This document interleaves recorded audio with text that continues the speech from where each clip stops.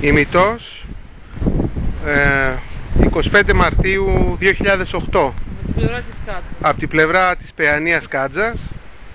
Έχει δοθεί ολόκληρη μάχη με καραμπίνες προφανώς. Βλέπουμε φυσίγγια κάτω.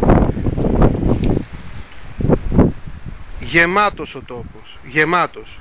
Και μιλάμε για μια περιοχή μήκους, μια περιοχή του δρόμου μήκους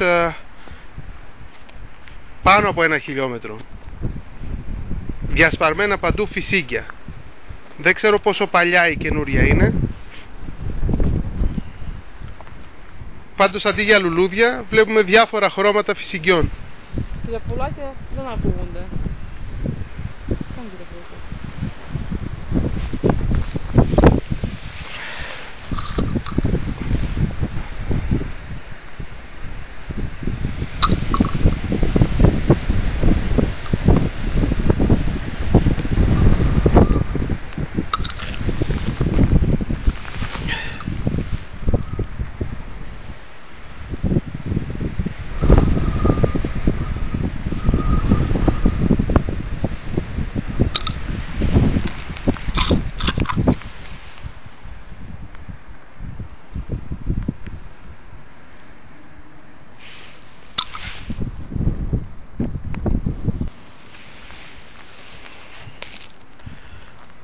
Και τώρα σας δείχνω το δρόμο.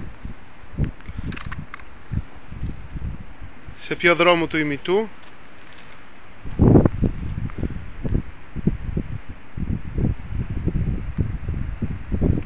Τι βλέπουμε κάτω. Και εκεί.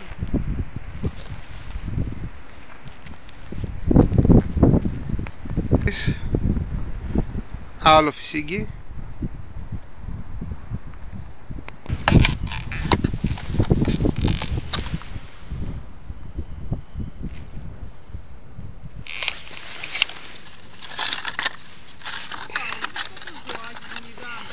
Ορίστε.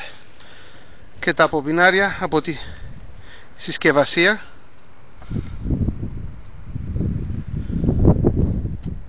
Και όλα αυτά στον ημιτό, που είναι αισθητικό δάσος. Όλα αυτά στον ημιτό.